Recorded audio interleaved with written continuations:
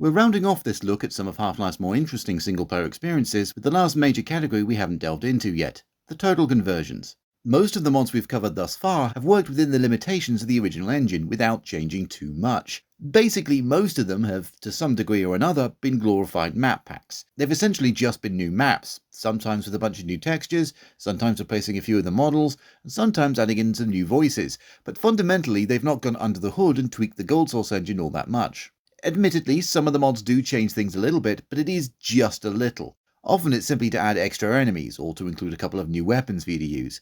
But pretty much every mod we've covered thus far has still, at its core, been the same old gameplay experience.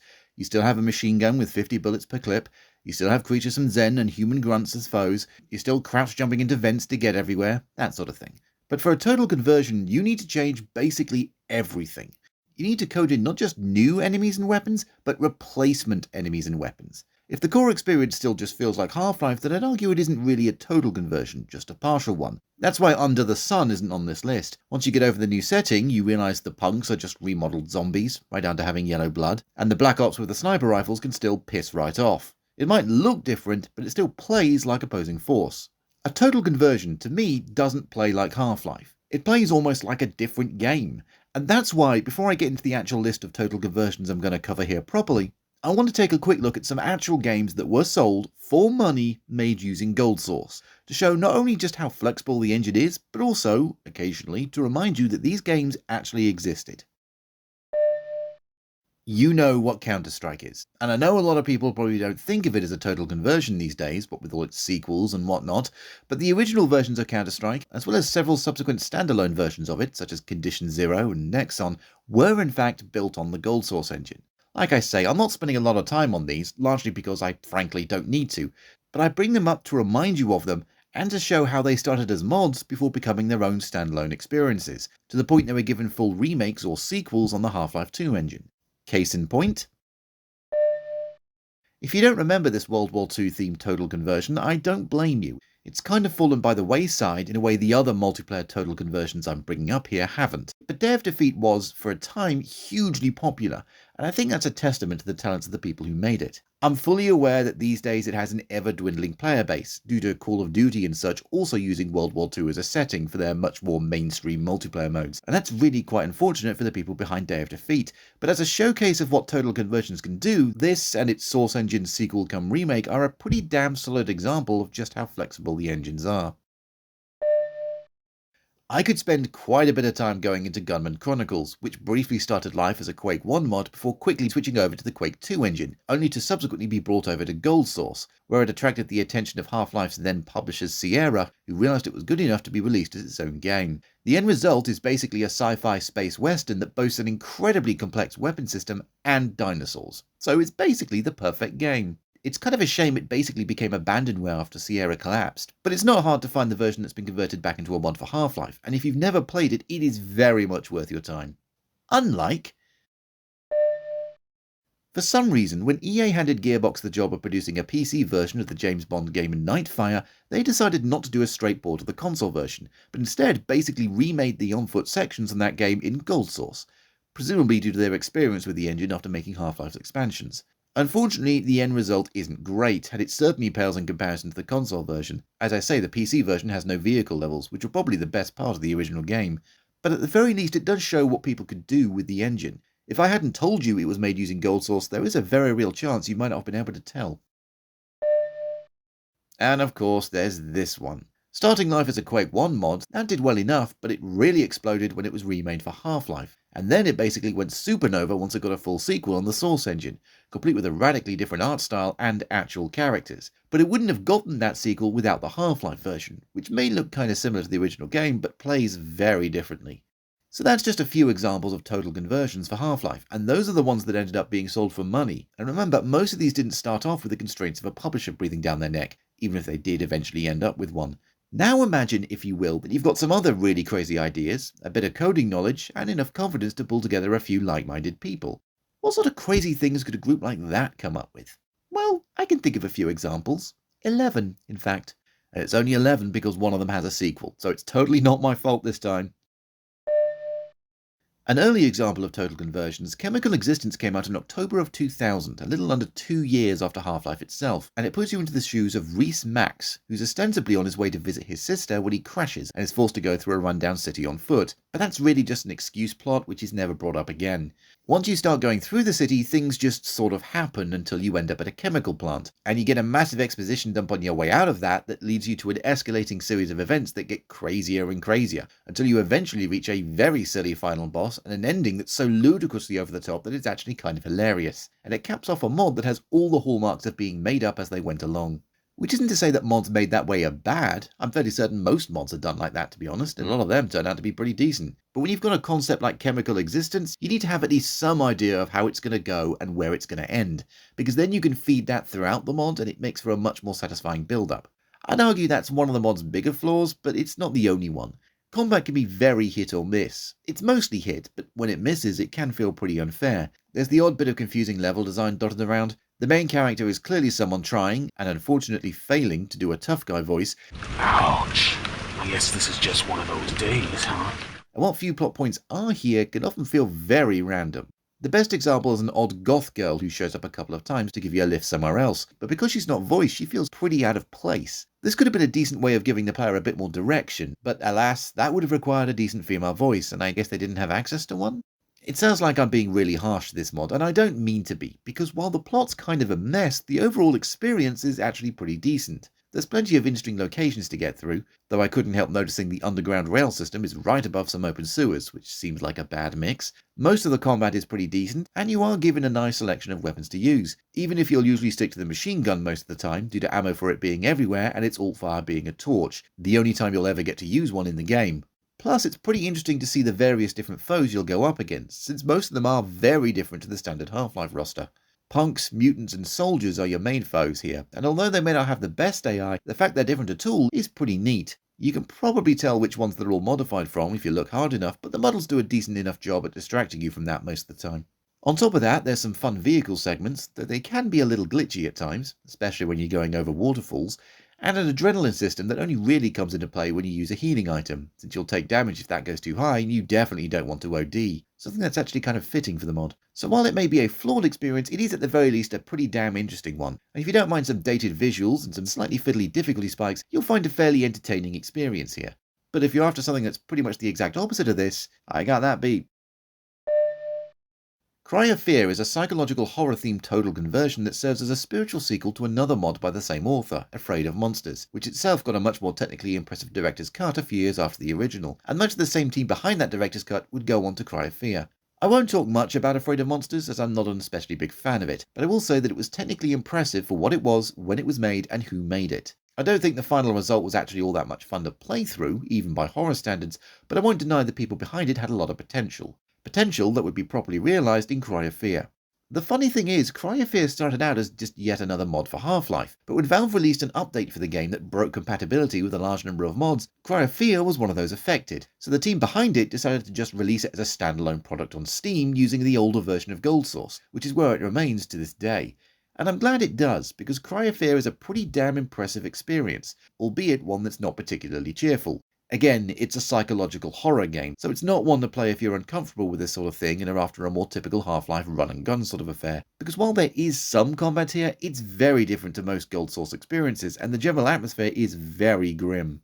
Playing as an average guy in Stockholm, Sweden, who finds himself stuck in the city being chased by twisted monsters after being caught in a car accident, you'll end up navigating the streets of the city, apartment blocks, train stations, forests, an asylum, and more as you try to make your way home, with things getting increasingly dark and dire the further along your journey you get. The whole mood of the thing is what works spectacularly well here, with well-made levels, moody lighting, and a whole bunch of twisted creatures that are after you, some more human than others. My main criticism of Afraid of Monsters was that it was very obvious which Half-Life enemies had been given horror-themed makeovers, but that's much less the case here, and it works in the mod's favour. In fact, you could even be forgiven for forgetting that it's a Half-Life mod at all, a true mark of praise. That said, there are moments where you'll be reminded that this is in fact a standalone mod, not just in the familiar menus or typically short load times, but also in the combat, which may be different but has just enough familiarity about it to remind you of this thing's host engine. Though the fact you'll be using your phone all the time, complete with the last received text message etched onto the screen, is the kind of touch that really works wonders at setting the scene, so maybe I'm exaggerating a little. If you've noticed that I'm kind of dancing around the outskirts of this one, then it's because I don't want to spoil it. The plot may be dark, and I'm talking depression, suicide, and hints of even worse things dark, but it's extremely memorable and will stick with you for quite a while. And since I'm sure most people won't want to play through this 4 times to see each ending, I'll just provide some vague hints on how to get the, let's say, least awful one. Kill the creature and hand over a gun. You might think it's still a bad ending, but trust me, it's the best you're gonna get. Unless you play the co-op campaign anyway, where you and up to 3 other friends can battle your way through a parallel plot that's happening at the same time as the main game. Technically it's playable solo, but I wouldn't recommend it unless you're really good at the base game. Or maybe you'd like to play any of the dozen or so custom campaigns made by other people. They're original stories, not connected to the main one, but they're all still fairly good. So in summary, if you're after a horror experience from the original game, this is the best one you're likely to find. It's deeply unsettling and will leave you pretty rattled by the end, but it's an excellently made experience, and like I say, it's free on Steam, so it's pretty easy to give a go. And if you do get into it, there's plenty of those additional campaigns as well. Okay, this one's going to require a bit of an explanation. Woomera is an area in Australia that was home to the Woomera Immigration Reception and Processing Centre, which opened in 1999 to help house and process those who had entered the country illegally. The Woomera Centre was built because other detention facilities were basically full up, and despite only being designed to hold 400 people, by April of 2000 around 1,500 detainees were found to be crammed inside of it. As you'd imagine, this caused many problems. From riots to accusations of human rights abuses, insufficient staff, and covered-up child abuse, as well as those capacity issues, the site was deeply problematic and was ultimately closed in April of 2003, after which it was rebuilt into a Defence Department test range called Camp Rapier in 2004, and in 2013 it was absorbed by other sites into what became known as the RAAF Woomera Range Complex. If you're wondering what any of this has to do with the Half-Life mod, then I suspect you've forgotten what the name of it was. Escape from Woomera places you into the shoes of a detainee who's escaped from Iran and ended up at the titular centre, where after being informed that your asylum application has been denied, you need to figure out a way to escape before you're sent back to Iran, where you'll almost certainly be killed. Developed as something of a proof of concept using a $25,000 grant from the Australia Council for the Arts, this isn't a full gameplay experience as it was developed to try and get further funding so it could be developed into a full title. And while $25,000 sounds like a lot, that is in Australian dollars, each of which is worth around 66 freedom cents, so 25,000 Australian dollars would be roughly 16,500 US dollars. Which, as anyone in game development will tell you, is nowhere near enough to make an entire game, especially if you want to make it in 3D. It is enough to make a playable prototype though, and despite that being all this is, at the very least it did its bit to raise awareness of the situation at Woomera Centre. The mod itself plays like an adventure game, as you need to go around, talk to people, collect items and interact with other objects to progress. Additionally, there's a hope meter that you need to ensure doesn't run out. Completing tasks that'll help you get out raises it, while hearing about other people's experiences at the centre will lower it, and if it completely runs out then it's game over, as you've basically lost the will to escape. So it's a little awkward and janky in places, and the whole experience is very different from what you might expect from a Half-Life mod, but as well as showing what can be done with the engine, the mod also serves as one hell of an eye-opener into what conditions in these sort of places is like. It was done with as much research as the team could gather, which wasn't easy given how the Australian government tried to keep any information about these facilities under lock and key, and by interviewing former detainees of the camp. So it's clear that even though it's not a full game, they poured a ton of effort trying to show you what life was like in these detention centres. As you probably won't be surprised to learn, this wasn't super well received when it came out, with plenty of people criticising the Arts Council for funding it in the first place, and complaining about how the developers were exploiting the detainees for entertainment. Fortunately, as I say, the camp was closed in 2003, and time has been much kinder to the mod, highlighting how it was an early example of using the medium of video games to convey a political message. You might have realised that I've not actually talked too much about the mod itself, and that's because it really is basically just a first-person adventure game like Myst. At least the later versions that render the world in full 3D, rather than those still images you keep jumping between. If you've played one of those games, then you'll kind of know what to expect here. It's just shorter and much rougher around the edges, because this is not a finished product. If you're willing to go for it with those things in mind, however, you'll find a surprisingly powerful tale being told here, that manages to hit hard despite its small scale and limited means of storytelling. And while I don't tend to like getting political in these sort of videos, at least here in the UK, the message behind this mod is still oddly relevant, which shows that the more time passes, the more things sadly stay the same. There's actually 3 Half-Rats mods, a Fever Dream, Parasomnia and Redridge. The middle one is by far the best of the 3 though, and it's the only one that's on Steam, so it's going to be the focus of this particular entry. Half-Rats isn't just a play on words, it's the name of a character from the late 1800s, and a particularly verbose one at that, who seems to get tangled up in all sorts of dark and strange adventures, all of which end on cliffhangers that are never actually resolved. Only the first two mods cover his exploits, while Red Ridge is actually the story of his descendant in the modern day, but all three go to some really wild places by their conclusions. Parasomnia is probably the most ambitious mod of the three, and it certainly has the most well-rounded setting. An abandoned town called Eminence, which Half-Rats visits in order to steal whatever he can find in the old bank's vault. But it turns out the town isn't quite as abandoned as first believed, and with his original method of entry barred off by mysterious forces, he's instead forced to make his way through the town and its inhabitants to find his way out. Leading more into the horror aspect than the other two mods in the series, which are a bit more action-focused, Parasomnia manages to strike a fine balance between the two. With a series of period-authentic weapons, you'll make your way around the surprisingly deep town of Eminence, finding keys and solving basic puzzles to progress, all the while fighting off the various foes that stand in your way. The backtracking might get a little old, given how much the mod makes you indulge in it, but considering how different it is to most Half-Life mods, which tend to have very linear layouts, it's a change I think many will put up with for the most part. In addition to the new enemies and weapons, there's also inventory items you can carry and use at will, such as meat pies or whiskey, stores where you can purchase items with the money you find lying around, a simple melee combat system with a block and a kick, and most annoyingly a lantern, which uses oil that seems to run out way too fast. There's a ton of stuff here to help separate this from your typical Half-Life mod, and while some of it works great, some of it does not. The melee system isn't particularly useful given the long cooldown that blocking has, and the lamp, well, that just sucks. Thankfully most of the other stuff you use is actually quite useful, so swings and roundabouts. On the whole, the mod has a pretty strong vibe going on, helped by the surprisingly charming musings of Half-Rats himself, who has a real way with words that might be a tad hit or miss, but if it hits, you'll always be keen to hear the man's mumblings. If it misses, then this may well not be the series for you, because the cutscenes and the dialogue are unskippable, which might be an issue given how long both can go on for. In addition, none of the three mods end particularly well, with some pretty awkward and frustrating bosses. Parasomnia's in particular is incredibly difficult and pretty glitchy, a rather unpleasant combination that doesn't leave the mod on a particularly high note. If you're willing to overlook these issues, and admittedly that is a big ask, but if you can, then you'll find a fairly unique and interesting mod that may be a little frustrating in parts, but is still well worth a look. And hey, if you enjoy this one, you might want to give the other Half-Rats mods a look as well. The first is a much more basic conversion, but still one that manages to hold your attention, while Red Ridge is kind of a bonkers experience, to be honest, and I'd consider both of them to be much, much rougher than Parasomnia. So, yeah, probably not for those who are relatively new to Half-Life mods. Though if you're still watching these videos, I'm willing to bet you're fine. Probably. Another early example of total conversions, this dark human swipe at Heart of Darkness is set during the Vietnam War, and has the player take control of Captain Percy Freeman, who's been ordered to take out the rogue Colonel Kurtz. You'll be accompanied on most of your journey with Private Barney and a whole mess of racism. Like, seriously, if you're easily offended, do not play this mod. First releasing in 2002 and eventually building up to a total of 6 chapters, which kind of makes it an episodic title, Heart of Evil starts off relatively sensible. Plates of roast moose and a helicopter ride accompanied by Flight of the Valkyries notwithstanding. But it doesn't take long for the childish humour and racist accents to pop up, and things only get stranger and more nonsensical the further along you get. Starting from a Vietnamese village and making your way across rice fields and jungles, you'll end up battling your way through war-torn cities, solving puzzles to progress, and clambering across power lines or crawling through trenches in order to accomplish your mission.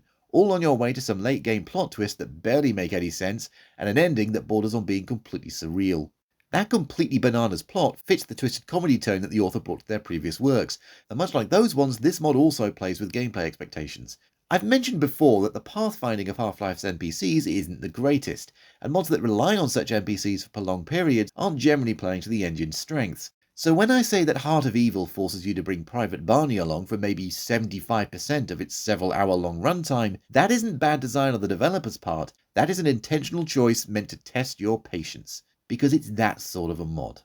It's also the sort of mod to add all manner of enemy factions for you to fight. Not just the Vietnamese, but also turncoat soldiers who support Colonel Kurtz, meaning the greatest threat to you starts off as your fellow man. And that's before zombies and other unnatural creatures are added into the mix. And these aren't your standard Half-Life zombies. They are absolute tanks, taking a full 8 shotgun shells to take down. All of which means that the mod feels a great deal different to the traditional Half-Life experience.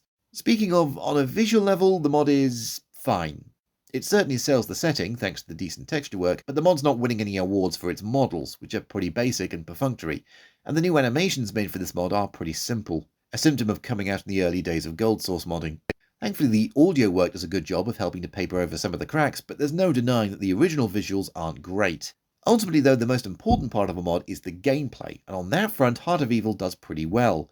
The way it slowly transitions from a fairly straight Vietnam-themed shooter with a slightly silly streak into a more dark and twisted experience, mirroring the sanity-eroding effects of war as a whole, is handled pretty well, and the majority of the puzzles are decently designed, with some having some wonderful payoffs for setups you'll probably have forgotten about. It's far from a flawless experience, but there is still a lot to enjoy about Heart of Evil. The original version, anyway, and if you want to play that, you'll have to look in places other than ModDB. The author has had the mod taken down from there for reasons I don't think have ever really been explained, but you can still find it elsewhere on the internet, so it's not a total erasure or anything. I mentioned that because if you're going to give this mod a go, you should play the original and not the 2009 fan remake Heart of Evil Napalm Edition, which was made without any input from the original author, and it shows. The humour is even more childish and much less charming. The zombies can only be killed by explosive weapons, which you may not always have at hand, and there's a ton of changes to the levels, not least of which is the removal of several late-game chapters and a complete alteration of the ending.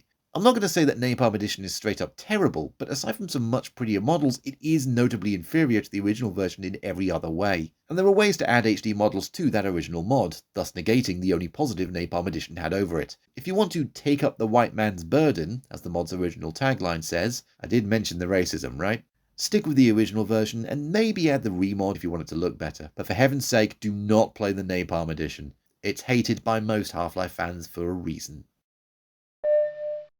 Night at the Office is actually a fairly simple concept. You play an office worker who's taken hostage, along with your fellow team members, when the building is overtaken by a bunch of mercenaries. Being the most proactive one, you have to maneuver your way both through the innards and across the outside of the building, taking out the armed attackers and trying to figure out how to make your way out of the situation. What helps to separate this from most other Half-Life mods is the degree of realism the authors have implemented. You are essentially an ordinary person, so you can't take a lot of damage before biting the bullet. You're also not going to get a ton of weapons to defend yourself with. You won't be completely defenseless, this is still a Half-Life mod after all, but you're not going to be carrying around much beyond an axe and a machine gun, and you won't find a ton of ammo either. It's a very different experience on that front.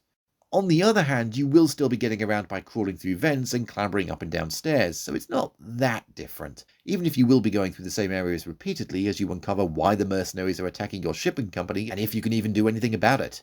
So on the surface, this seems like a pretty solid concept for a mod, and given how I've described it, it feels like the execution is pretty good too, right? Well, it is for the most part, but unfortunately the mod falls down in one very important but entirely understandable way: the voice acting. Since you're not the only person working in the office, there's around half a dozen other NPCs who all have things to say, and as unfortunate as it is to point out, none of the people providing the voices for these characters are professionals, which means the quality of the acting isn't fantastic. I wouldn't normally bring this sort of thing up in such a major way, but this is aiming to be a serious mod telling a serious story, with some pretty heavy plot developments in the back half of it, and it's a real shame that most of these moments are undercut by some passionate but notably amateurish performances. I want to emphasize that I'm not saying this to be mean or anything. The people doing these voices are doing their best, and some less than stellar voice acting is to be expected from fan-made add-ons like this. But if you're going to play this, and I do recommend that you do, then you really should be aware that the acting isn't going to be winning any awards, and you may well have to engage in some suspension of disbelief for the more dramatic moments. Hopefully that isn't too much of a deal breaker for you, because if you're willing to tolerate that, there are a lot of other elements that make up for it. The level design is pretty clever, the combat is actually pretty tense, and there's plenty of world building, including a password in the credits that lets you access a zip file full of background material, which is a fun little extra. So yeah, good mod, not so great voice acting, but still worth playing regardless. This entry is why I had to title the video 11 total conversions rather than 10, because there's actually 2 mods in the Paranoia series and they're both well worth talking about. Not just because of how different they are from Half-Life, but also how different they are from each other as well. The first Paranoia, much like Cry of Fear, first released as an actual mod for Half-Life before being spun off into a standalone experience due to Gold Source update creep, and it puts you into the boots of Major Alexander Kalashnikov, which might sound like a joke, but it's actually a pretty common Russian surname. An FSB special service officer who, after going through a rather prolonged training sequence, is sent along with his team on a seemingly typical hostage rescue assignment, only for it to turn out that things are far from what they seem, and that the foes you were fighting were trying to keep you from discovering what was happening at the Krot research facilities. So the mod could basically be divided into 3 sections. The first is at the army base you're stationed at, then there's the Udarnik complex where the hostages are, along with the surrounding area, and finally the underground tunnels and laboratories that make up the second half of this roughly 2-hour long mod.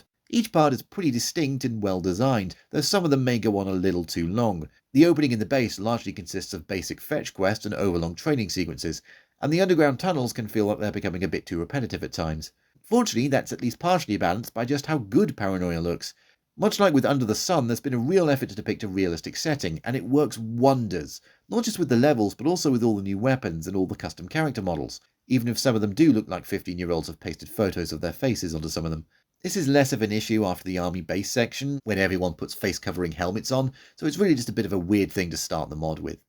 Gameplay-wise, the mod bills itself as an action horror experience, but it takes quite a while for the horror to actually come into play. After a really slow start at base, the action takes off once you head over to rescue those hostages and deal with the terrorists who are holding them captive, which is where the mod really lets you get used to all the new weapons. You've got quite an arsenal built up of pretty realistic weapons, and they all have their uses, as you'd expect. But once you make your way into those underground passages, that's where the horror aspect really starts to come into play, and the mod does fairly well with that aspect.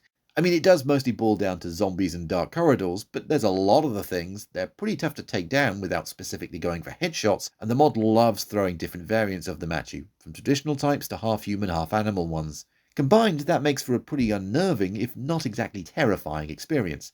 Unless you have arachnophobia, in which case some of these things might scare the bejesus out of you. But for the most part, this isn't a horror mod, it's an action horror one, and the emphasis is most definitely on the former over the latter. Fortunately, it all works together pretty well, and the majority of the experience is pretty good, even if it does end on a bit of a damp squib as you make your way back out to the surface and have to deal with some more terrorists, including some in a chopper. Once that's dealt with, the mod just sort of ends, which doesn't really feel like a proper conclusion to things, and neither does the end credits stinger. It's well made, but as an ending it's equally middling. Overall, the experience is pretty good, but the slow start means that it doesn't really hold up super well to repeat playthroughs, and having to stop and comb through a bunch of text files in order to get the full story can get a bit old at times. But on the whole, the mod is a pretty great example of a total conversion, and while the ending may not be super satisfying, it does leave room for a follow-up, which eventually came in 2015. That sequel, Paranoia 2 Savior, was made by an entirely different team, though unlike with Heart of Evil Napalm Edition, here they did get the green light from the makers of the original mod. What they didn't get was a stable development process, unfortunately. The big problems with that development of the mod were stunted severely by the escalating tensions between Russia and Ukraine, which resulted in almost the entire team, that was made up of people from both countries, gradually disappearing, and the mod barely managing to be released, basically by one guy who brute forced it over the finish line. As a result, the mod feels severely unfinished in multiple regards, probably because it was, but I'm getting a little ahead of myself. Let's talk plot. This either continues the story of Major Kalashnikov, or has you playing as an entirely different character. I think it's the latter, but it's a little difficult to tell. No one in-game ever seems to refer to the main character by name, and it's unclear if this is set after the original mod, or if it runs parallel to it. Whichever it is, you and your team have been sent to perform a full cleanup operation of the Krot facility, but that may well be easier said than done. And given most of the mod is a flashback you're having after waking up in a deserted hospital, you can probably figure out that things didn't exactly go well. While the visuals are even more impressive than the first mod, having been developed pretty much from the off for the Zash engine rather than being ported over from the Gold Source one, and thus being able to make use of its more advanced features, as well as animations and models from other games like Return to Castle Wolfenstein and Stalker, that's pretty much the only area where it outclasses the original. In almost every other regard, it is a step down in quality, which is a real shame. Combat in particular seems to have taken a real beating, which means it's a much more frustrating experience. You'll need to kill a lot of enemies, but your weapons are significantly less accurate this time round, even when using iron sights, and headshots remain as essential as ever, so the entire experience is a huge pain to deal with, especially when the mod starts introducing armed foes, who become increasingly common as it goes on. Coupled with the fact that the zombies are now able to knock your weapon from your hands, and the whole mod frequently stops being even remotely fair. Additionally, your movement speed has been slowed, and it takes much longer to switch between weapons, all of which is much more realistic, sure, but it's significantly more frustrating to deal with in a video game, especially when compared to the original mod.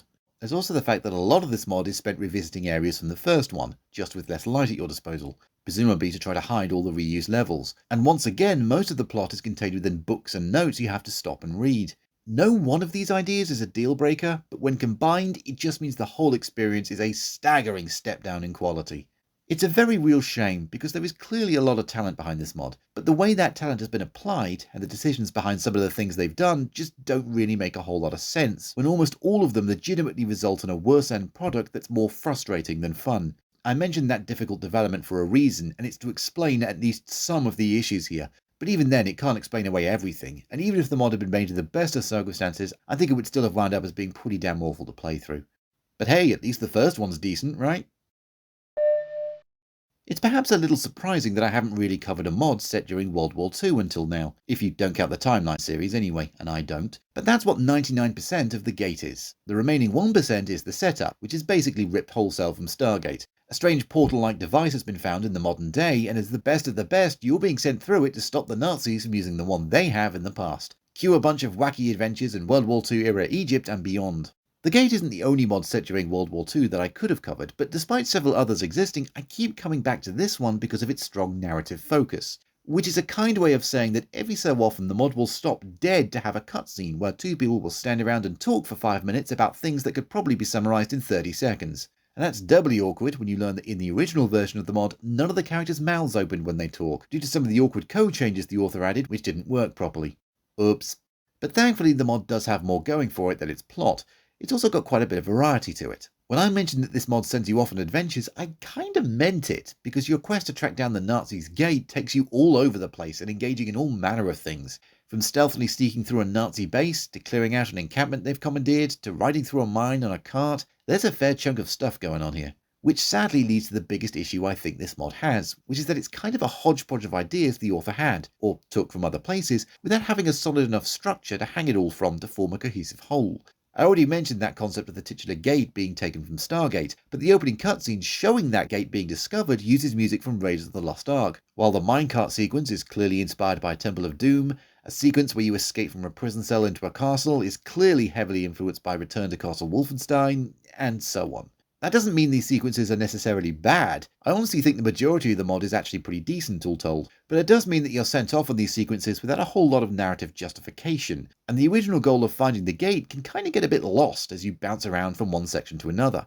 The other major problem with this mod is that the author is one of those types that has a singular vision for their work and doesn't necessarily care if that vision sometimes makes for an awkward gameplay experience, which is why the mod has things like an incredibly overlong wait in a jail cell, or an awkward stealth section that could often feel like trial and error, all those models with the unmoving mouth and the multitude of mini-movies strewn throughout the mod.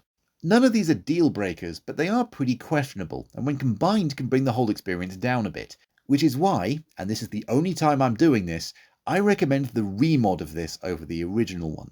A remod, if the name didn't give it away, is the name a modder named Zeke Shadow gives to their work when they go back and modify an existing mod, primarily to add some HD models and fix up a few minor issues they find with the original mod. With their remod of the gate, they fixed up quite a few things, from swapping in new models that are more historically fitting, to vastly reducing that wait in jail, to replacing all of John Williams' music to stuff that won't get hit with copyright claims, to removing the broken code and allowing characters to talk with their mouths rather than telepathically. It doesn't radically alter the mod in any major way, but it does polish it up and present the best version of it, which is why I recommend it over the base version. And I do actually recommend this mod, because even with the flaws of the original version, there's really not a whole lot out there like it in terms of Half-Life mods. Operations 1942 and The Last Bullet are the only two major ones that I can think of, and I don't think those have the charm that the Gate does. From its out there plot to its gameplay variety, there's definitely more to like than not with this one, so I would suggest you give at least the remodded version a go. And if you're interested, there's also a Half-Life 2 based sequel, which, well, remember how I said the author had a singular vision for the first mod, and to heck with the player experience? Well, the Gate 2 is that on steroids. It's genuinely one of the silliest, most bonkers experiences I've ever had with a Half-Life 2 mod that wasn't intentionally designed to be goofy, like Kill the Monk, and despite playing everything straight, none of it makes even a lick of sense. Doubly so when it occasionally remembers to actually be a continuation of the original Gate, because most of the time it barely seems to be connected to it at all, completely forgetting about once important details.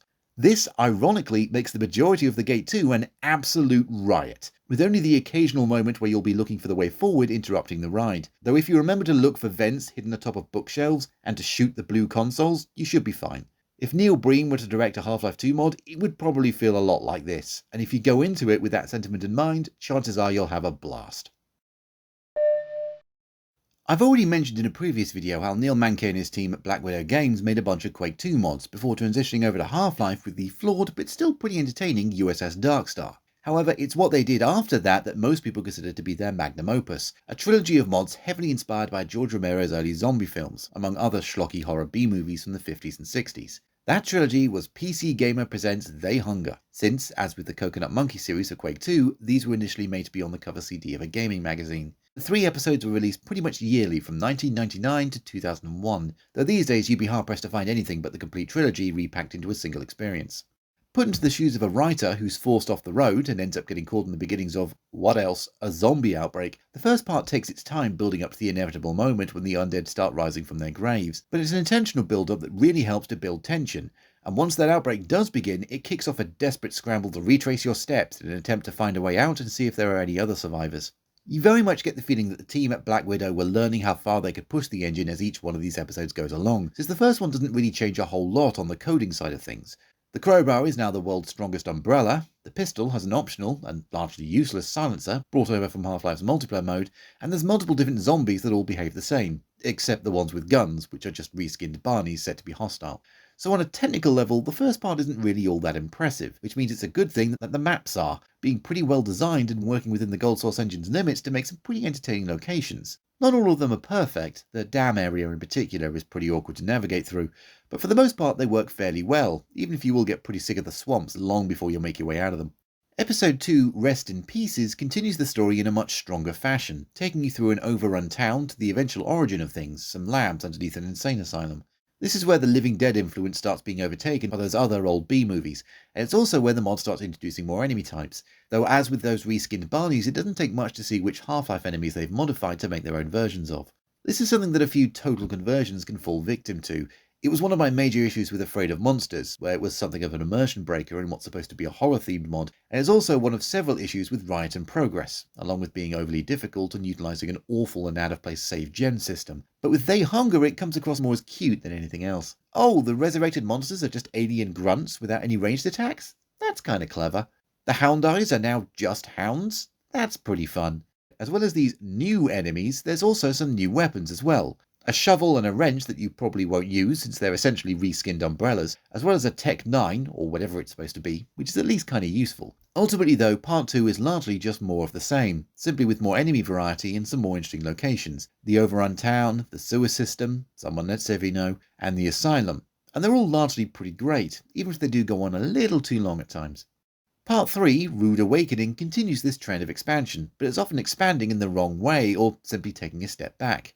It certainly starts off strong with you waking up in a hospital, a classic B-movie setting, but once you're out of there it's back to swamps and ruins, with even a return to the remnants of the asylum for good measure. It's just too much, and the delicate balance that the first 2 parts held tips a little too far into the action side of things, and while it is still decent enough, it's just not as good as what came before. Not helping matters are some rather bizarre plot twists, such as the zombies getting smarter, organising and plotting to overthrow humanity, which feels like a complete misunderstanding of what zombies are all about.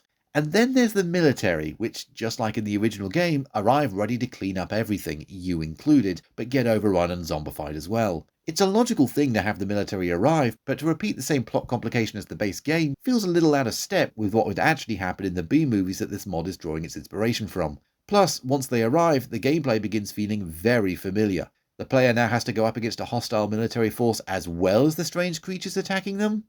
Uh-huh. And of course, you can't talk about They Hunger without mention of the final bosses, which happen one after the other and are really quite obnoxious, especially if you aren't careful with your ammo and happen to run out, because there's no way to get any more, and once you're out, then that's it. You'll have to reload the autosave made before the first boss and try to aim a little better this time. And this is after they released a patch to lower the amount of health the second boss had, because by default it was way too much, and post-patch it's now just a little too much. On the whole though, despite the third part stumbling a little and the ending leaving things on a slightly sour note, there's a reason this one stays on people's minds. There is a lot to like about this one, and even if it doesn't quite stick the landing, the overall experience is a long and mostly enjoyable one. And it certainly helps that the mod itself has a legacy. People are still to this day touching it up or remaking it, which shows just how impactful it truly was. It's just a shame nothing ever came of the official follow-up, Lost Souls. It was in development for the Source engine and looked to be quite promising, but when Neil Manke became ill for a prolonged period, the mod essentially paused and was eventually abandoned as the worldwide team found themselves taken with other things. A few different betas have leaked, but that's about all we've had, which is a shame. It showed real promise. At least Neil and everyone else seems to be in decent health now, which, is the main thing, right? You may recall that I mentioned that Gunman Chronicles started life for Quake 1 before quickly moving to Quake 2, then eventually switching to its final form on the Half-Life engine. Well, that's the exact same thing that happened with Wanted, the Western mod for Half-Life. Only in this case, they were actually working with the Quake 2 engine long enough to release an actual demo, which I know because the one who found and re-uploaded it to ModDB is, well, me. And I had to spend a good while searching through old cover CDs to find it. I bring this up because I honestly think Wanted would have worked much better on the Quake 2 engine than the Gold Source one, and I freely admit that's a weird way to start talking about one of these mods, let alone the very last one I'll be discussing. The thing is, I believe Wanted would have worked much better with a run and gun approach like the one Quake 2 has, rather than the slower and more precise gunplay that Half-Life tends to use. Anyway, I should really start with the plot, which, I mean, it's a Western, you can probably guess what the plot is. You're the sheriff, bad things are going down, stuff happens, you end up killing a bunch of hoodlums and bad guys, you know the drill. The only notable thing is that the mod starts with you reminiscing about how your parents were killed when you were younger, while your brother went missing. And if you can't guess the twist based on that, then you've never seen a Western before and should rectify that immediately.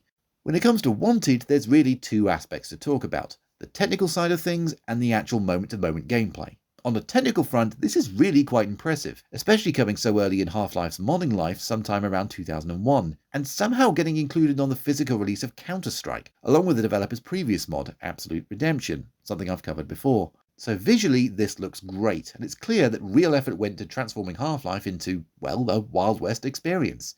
You've got all sorts of Western tropes here, from snakes and bears to Indians and miners, with an appropriate set of weaponry to deal with them all. There's a reason they refer to this mod as the Western mod for Half-Life, because I can't think of any other one being quite so in-depth or thorough with the setting. Even the levels are thematically fitting, from old towns to mines, Indian villages to train lines and more. Unfortunately, much like the second Paranoia, that's kind of where my praise ends, because from here I have to talk about the actual gameplay experience, which is deeply unpleasant and a real pain to get through. The long and short of it is that combat is slow and cumbersome, while also being very challenging, while the level design is often needlessly cryptic and confusing, which added together make for a very frustrating gameplay experience that's really not much fun to play through.